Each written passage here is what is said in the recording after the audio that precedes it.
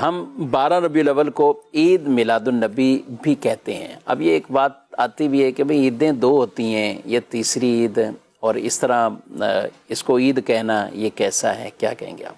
دیکھیں، عید کا معنی ہوتا ہے وہ خوشی کہ جو لوٹ کر آئے، بار بار لوٹ کر آتی ہے، بار بار آتی رہے، تو ایسی خوشی کو عید کہا جاتا ہے.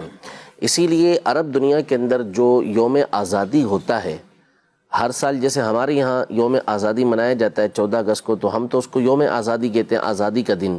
ٹھیک ہے. عرب والے اس کو العید الوطنی کہتے ہیں، یعنی اس کو وطن کی آزادی کی عید کے نام سے تعبیر کرتے ہیں، اس کو عید کا نام دیتے ہیں. تو وہ اس لیے کہ ہر سال جو خوشی ہوتی ہے آزادی کی وہ لوٹ کر آ رہی ہوتی ہے، اس لیے اس کو عید کا نام دیا جاتا ہے. اللہ پاک نے مسلمانوں کے لیے جو جمعہ کا دن ہے اسے پسند فرمایا ہے، مسلمانوں کے لیے یہ دن دیا گیا ہے. اور اس دن کے حوالے سے حدیث مبارکہ میں ہے، ارشاد فرمایا کہ یوم الجمعۃ عید المسلمین، جمعہ کا جو دن ہے وہ مسلمانوں کی عید کا دن ہے.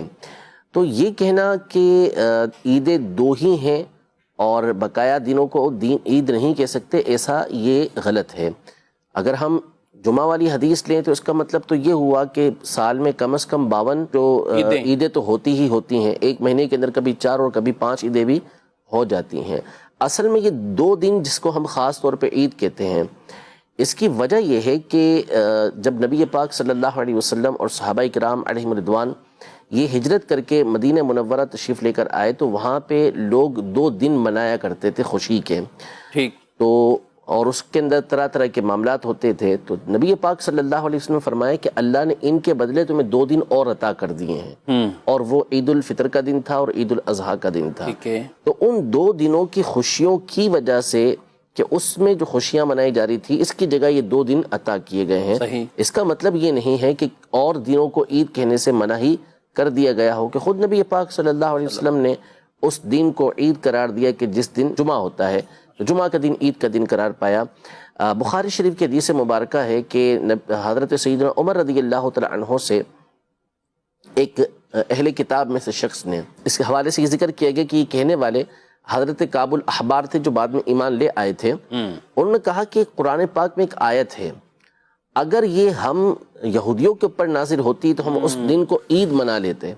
تو حضرت عمر رضی اللہ تعالی عنہ نے کہا کہ وہ کون سی آیت ہے؟ عرض کی کہ وہ یہ آیت ہے، الیوم اکملت لکم دینکم واتممت علیکم نعمتی ورضیت لکم الاسلام دینا، کہ اللہ پاک ارشاد فرماتا ہے کہ میں نے آج کے دن تمہارے لیے تمہارا دین مکمل کر دیا، مسلمانوں سے ارشاد فرمایا، اور تم پر اپنی نعمت تمام کر دی، اور تمہارے لیے میں نے اسلام کو بطور دین جو ہے وہ پسند کیا ہے. تو اگر یہ آیت ہم پر نازل ہوتی تو ہم اس کو عید کا دن منا لیتے.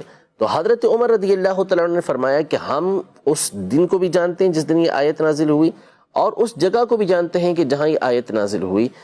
تو بتانا یہ مقصود تھا، شارحین یہ لکھتے ہیں کہ چونکہ وہ دن جمعے کا دن تھا اور وہ عرفہ کا دن تھا، تو یہ ویسے ہی خوشیوں والے دن تھے، عید والے دن تھے. تو حضرت عمر رضی اللہ تعالیٰ عنہ یہ بتانا چاہ رہے تھے کہ یہ ہمارے آلریڈی ویسے ہی عید کے دن ہیں، بلکہ 2 عیدیں. ابن عباس رضی اللہ تعالیٰ عنہ نے فرمایا کہ 2 عیدیں ایک ساتھ جمع ہوئی ہیں ہمارے لیے.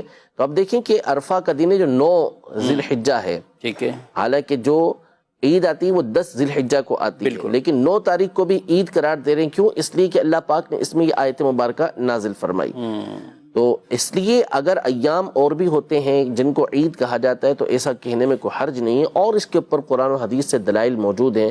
اللہ پاک نے یہ ذکر کیا عیسیٰ علیہ السلام کا قول کہ ربنا انزل علینا مائدۃ من السماء تکون لنا عیدا لاولنا وآخرنا. عیسیٰ علیہ السلام اللہ کی بارگاہ میں عرض کر رہے ہیں کہ ہم پر آسمان سے دسترخوان اتار تاکہ یہ ہمارے لیے اور ہمارے بعد والوں کے لیے عید ہو جائے، خوشی ہو جائے. یہ تو عید کا دن کہنے میں اصلاً کوئی حرج نہیں ہے، عید میلاد النبی کے دن کو، کیونکہ اس دن تو کائنات کی سب سے بڑی خوشی ہمیں حاصل ہوئی، اور یہ وہ دن ہے کہ جس میں اللہ پاک نے وہ ہستی ہمیں عطا کی کہ جس کی وجہ سے ساری کی ساری نعمتیں ہمیں ملی ہیں. تو یہ صرف عید نہیں ہے بلکہ عیدوں کی بھی عید ہے. اعلیٰ حضرت امام اہل سنت کا کلام پڑھتے جائیں، زمین و زماں تمہارے لیے، مکین و مکان تمہارے لیے. تو واقعی ہی وہ احادیث طیبہ اور روایات کی گویا کہ وہ تشریح کرتے ہوئے یہ پورا کلام وہ موجود ہے.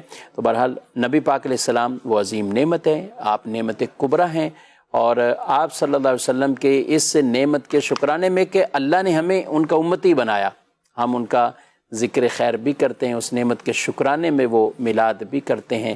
وَأَمَّا بِنِعْمَةِ رَبِّكَ فَحَدِّثْ، نعمت خدا کا چرچا کرنے کا ہمیں قرآن نے حکم ارشاد فرمایا ہے۔ تو بالکل جیسا مفتی صاحب نے فرمایا کہ یہ عیدوں کی بھی ہمارے لیے عید ہے، تو انشاءاللہ عشاق رسول اس عید کو مناتے رہیں گے۔ حضرت ایک سوال پھر اور بھی ہے، عید ہے تو نماز نہیں پڑھتے ہیں، عید پہ تو نماز ہوتی ہے، تو آپ اس پہ کون سی نماز ہیں؟ دیکھیں نماز پڑھنی ہے تو جو مکروہ اوقات نہیں ہے اس میں بالکل نماز پڑھیں۔ اچھا کون سی منع کیا 2 رکعت نفل پڑھنا چاہتے ہیں آپ تو شکرانے کے طور پہ 2 رکعت نفل ادا کریں کہ اللہ پاک نے اتنی بڑی نعمت عطا کی ہے۔ ٹھیک ہے۔ نبی پاک صلی اللہ تعالیٰ علیہ وآلہ وسلم اس دن روزہ رکھا کرتے تھے، پیر کے دن کا روزہ رکھتے تھے۔ جب صحابہ کرام علیہ مردوان نے عرض کی کہ کیا وجہ ہے کہ آپ اس دن روزہ رکھتے ہیں، تو فرمایا فیہ ولدت، میں اس دن پیدا ہوا ہوں، میں اللہ کے شکر ادا کرنے کے لیے جس دن میری پیدائش ہوئی میں روزہ رکھ رہا ہوں، آپ روزہ رکھیں۔ تو عبادت کرنے سے کسی نے اس میں منع نہیں کیا، لیکن چونکہ جو چیز واجب ہوتی ہے، جو چیز لازم ہوتی ہے، جس کو واجب قرار دیا جائے، ضروری قرار دیا جائے، وہ شریعت کی طرف سے ہوگی، ٹھیک، وہ میں اور آپ اپنی طرف سے لازم قرار نہیں دے سکتے۔ تو شریعت نے چونکہ ان 2 عیدوں کے اوپر نماز رکھی ہے تو نماز اس میں پڑھی جائے گی، اور اس کے علاوہ عید نماز مقرر نہیں کی، اللہ پاک نے واجب نہیں کی ہمارے اوپر، تو لہذا نماز پڑھنا ہم پر واجب نہیں ہے، لیکن جس وقت میں نفل پڑھنے کی اجازت ہے اس وقت میں آپ نفل پڑھیں، کوئی اس کے اندر حرج نہیں ہے۔